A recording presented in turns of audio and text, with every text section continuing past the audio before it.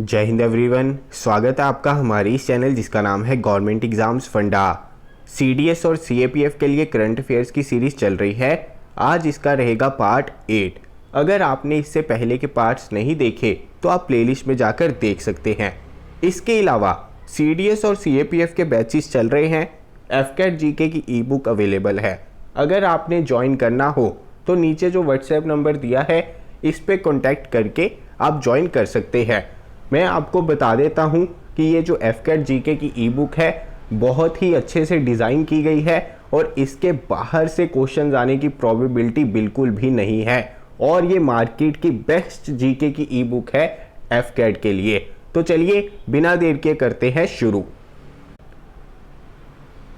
Which of the following statements regarding the निष्ठा programme is are correct. तो देखिए, निष्ठा प्रोग्राम के बारे में हमें बताना है कि इनमें से कौन सी स्टेटमेंट जो है वो करेक्ट है।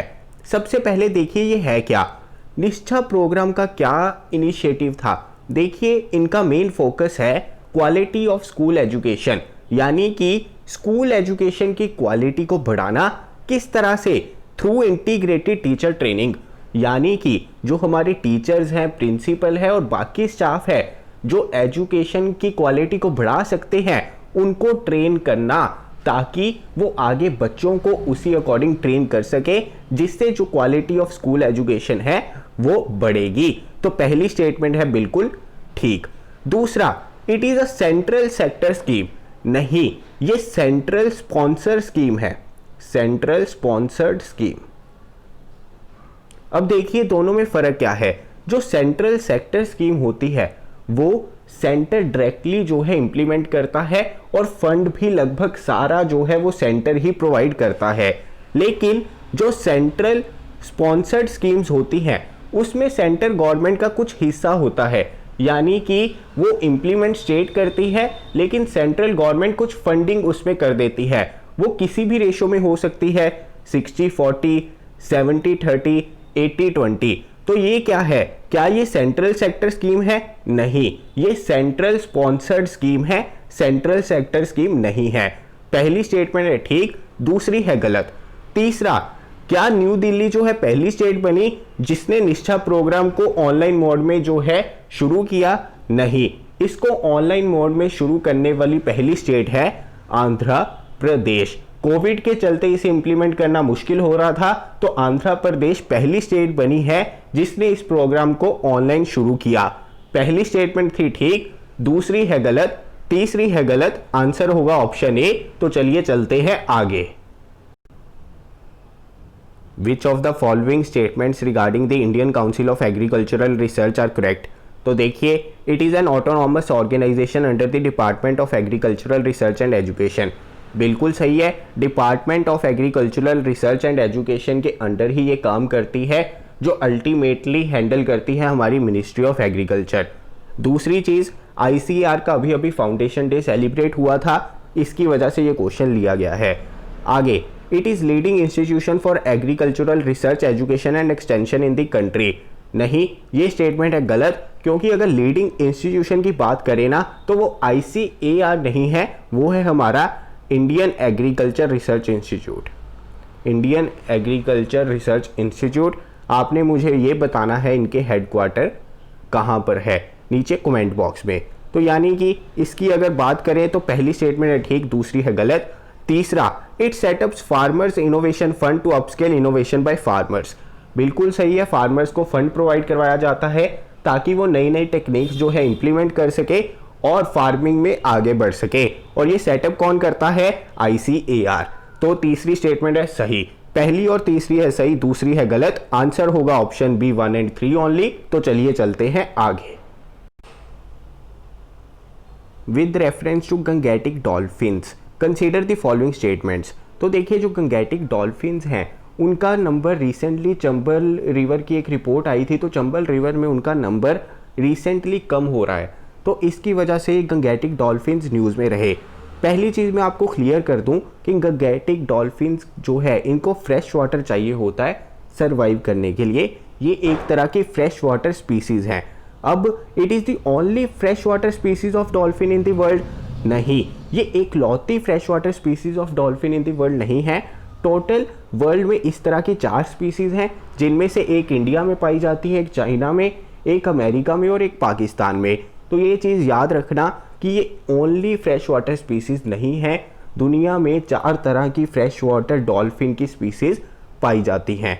तो पहली स्टेटमेंट हो गई हमारी गलत। आगे देखते हैं। It is classified as critically endangered by IUCN। नहीं, IUCN के द्वारा इसे सिर्फ एंडेंजर्ड कैटेगरी में रखा गया है, एंडेंजर्ड, क्रिटिकली एंडेंजर्ड में नहीं रखा गया।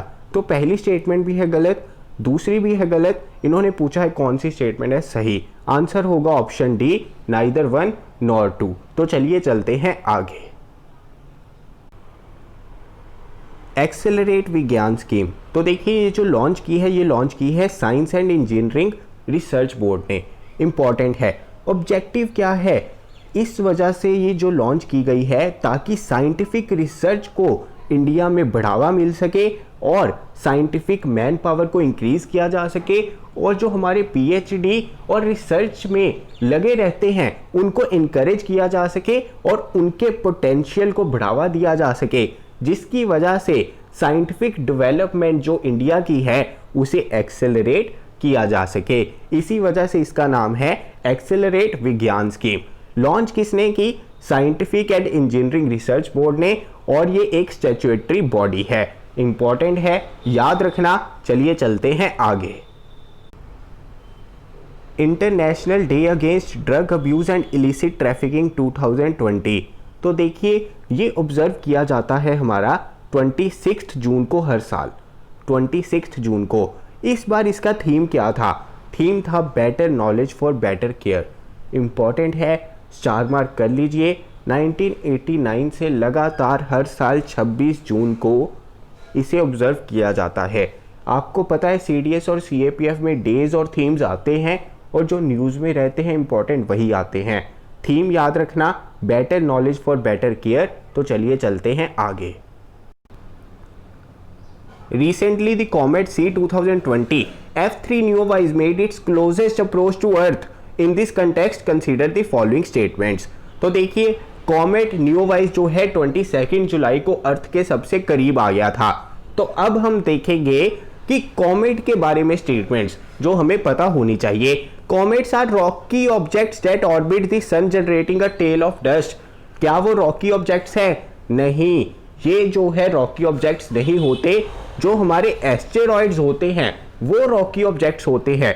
कॉमेट्स बनते हैं आइस या डस्ट से, आइस या डस्ट से। इंपॉर्टेंट है, पहली स्टेटमेंट हो गई हमारी गलत। हमें कॉमेट्स के बारे में पता होना चाहिए। दूसरी चीज, comets do not have the light of their own. ये बिल्कुल सही है। जो हमें उनकी लाइट दिखती है वो रिफ्लेक्शन होती है सनलाइट की। इंपॉर्टेंट है, पहली स्टेटमेंट थी गलत, दूसरी है ठीक। तीसरा, comets found in Kuiper belt are short period comets. बिल्कुल सही है।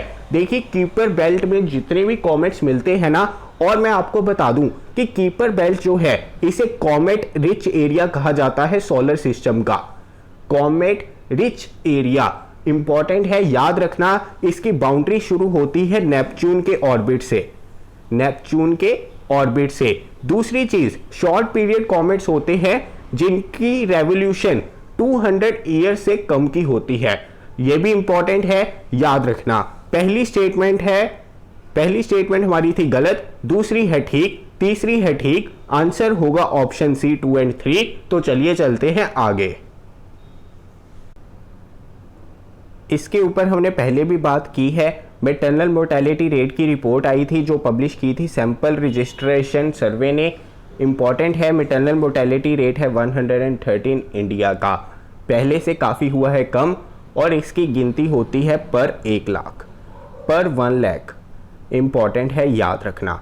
अब सैंपल रजिस्ट्रेशन सर्वे जो है is the largest demographic sample survey in the country. बिल्कुल सही है, सबसे ज़्यादा लोगों को इंक्लूड करने वाला और सबसे एक्यूरेट सैंपल लेकर उसका सर्वे करने वाला जो हमारी बॉडी है वो कौन सी है? सैंपल रजिस्ट्रेशन सर्वे। बिल्कुल सही।